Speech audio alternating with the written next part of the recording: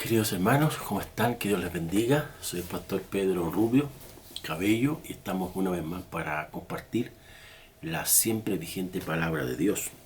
El base bíblica o el texto bíblico es 1 Corintios capítulo 12, los versículos 9 y 10, y dicen de esta manera: a otro dones de sanidades por el mismo espíritu, a otro el hacer milagros, a otro discernimiento de espíritus. Me salté el don de fe porque lo hemos comentado en otras ocasiones, y me salté el de profecía porque lo comentaremos en otra sesión. El tema de hoy es el poder del Espíritu Santo de Dios. Y cuando hablamos del poder del Espíritu Santo, estamos pensando en la divinidad de Dios. Dios es espíritu, pero la Trinidad está el Padre, el Hijo y el Espíritu Santo. O usted puede mencionar el Espíritu Santo, el Hijo o el Padre. Cada uno de ellos tiene una tarea en este plan de redención o en la economía redentora, como también se puede decir. Y el Espíritu Santo, por ser Dios, es el encargado, el que cuida, el que administra, el que orienta y dirige y protege a la iglesia de Cristo. Y en ese sentido, cuando el Señor Jesús dejó la tierra, Él dijo que vendría el Consolador, el Paracleto, el que estaría junto a, o el que respondería al llamado de la iglesia, porque la palabra Paracleto son dos palabras griegas, para al lado de eklesis o klesos, que significa llamar.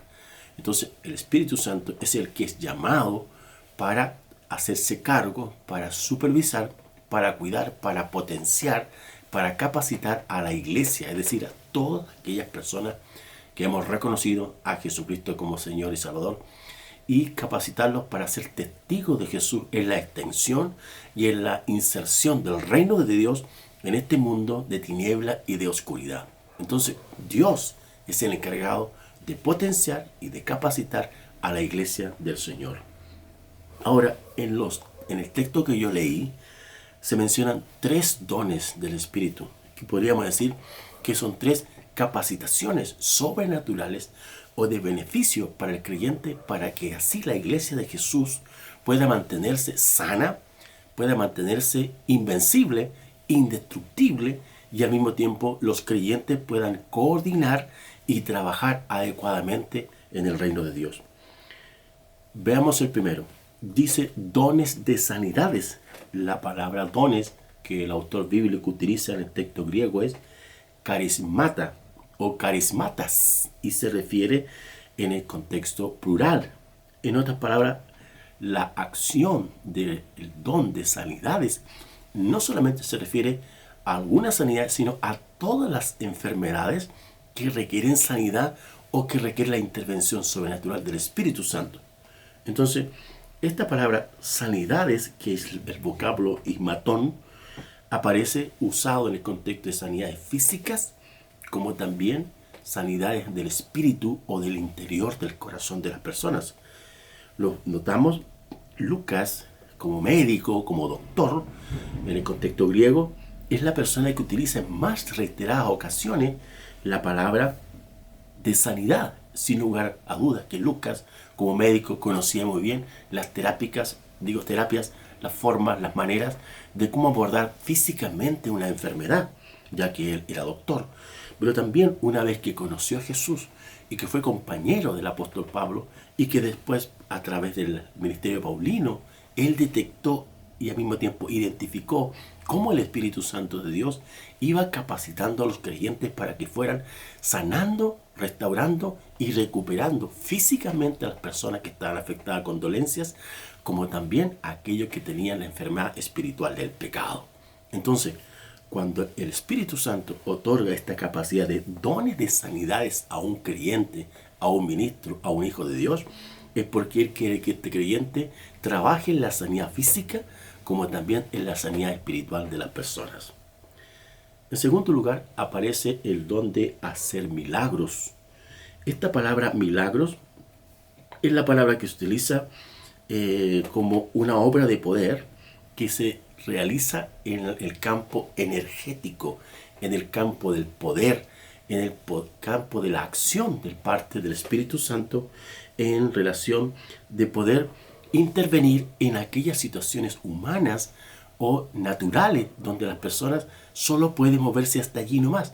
Nosotros como personas tenemos un campo visible físicamente, pero hay un campo invisible en el cual nosotros no podemos intervenir. Hay cosas que nosotros podemos quizás actuar hasta un 60% de algunas realidades o acciones, pero Dios actúa el 100% de ellas. O sea, como algunas veces decimos, nosotros tenemos que hacer todo lo posible y Dios hará lo imposible. Nuestro Señor Jesucristo dice la Escritura que fue levantado con el poder del Espíritu Santo. Él, estando muerto, no había ningún poder natural humano que lo resucitara. Fue el Espíritu Santo, fue Dios mismo que lo levantó de entre los muertos. También el apóstol Pablo aplica en otro segmento de las Escrituras, allá en Efesios 3:7, y él habla de que el llamado divino al ministerio apostólico, o el llamado que todo hombre de la iglesia, siendo creyente, es elegido por el Espíritu Santo para ministrar y trabajar en el reino de Dios, es una intervención de poder. No es solamente un convencimiento o una acción persuasiva humana de la razón, sino que un acto donde el Espíritu de Dios toca al espíritu del hombre y lo persuade y lo convence para que éste venga a servir a Dios. Es Jeremías también, en su obra profética, allá en el siglo VI a.C., en Jeremías 29, él dice que había un fuego dentro de él, que no lo podía dejar, no lo podía abandonar, porque era Dios que lo había llamado a profetizar en la ciudad de Jerusalén y a los judíos en el año 600, previamente a la invasión de los babilonios. Entonces, debemos entender que el hacer milagros o la acción poderosa de Dios está plenamente vigente hoy día en sanar o hacer intervenciones poderosas en aquellas áreas físicas de las personas y también en llamarles al ministerio. Pero también el apóstol Pablo utiliza en 2 Tesalonicenses 2:9 diciendo que también hay un poder engañoso, un poder engañoso que puede llevar a las personas a seguir manteniéndose en la vida de las tinieblas, ya que no quieren renunciar a ellas, y que ese poder diabólico y maligno los puede llevar a la muerte y a la destrucción. Entonces, en esta acción del poder de Dios o el hacer milagros, uno nota que efectivamente Dios, por un lado, interviene en las cosas humanas, pero también debemos estar muy atentos que Satanás también puede intervenir. Luego notamos que los milagros de Jesús, en Mateo 4:24, Jesús curó dolencias, aflicciones, enfermedades diversas, tormentos, gente endemoniada, lunáticos, paralíticos, y a todos los sanó, dice la palabra del Señor. En tercer lugar, hablemos del otro don, que es el discernimiento de espíritus.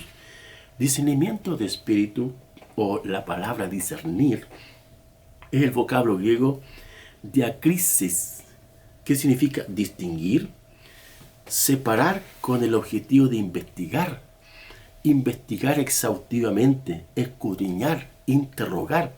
Toda esta tarea de la obra espiritual, hermanos, es muy delicada. Y nosotros como creyentes tenemos que siempre estar atentos para identificar qué cosas son de Dios en la Escritura, qué cosas son del hombre humano que no conoce a Dios, y qué cosas son de los demonios que a veces intervienen en las personas o los influencian para reaccionar de algunas maneras y de otras.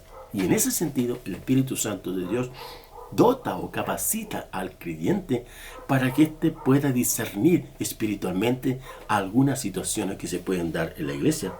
Qué importante es conocer el estado espiritual con la ayuda del Espíritu Santo y separar lo que no corresponde al Señor y exaltar lo que sí es de Dios. Para terminar, el Espíritu Santo es quien conoce todas las cosas. Nada se oculta a sus ojos. Y Él es quien interviene con cuidado y supervisando y preservando a la iglesia del Señor. Y es tarea de nosotros estar atentos siempre para que el Señor se mueva sobrenaturalmente en bendecir y edificar su reino.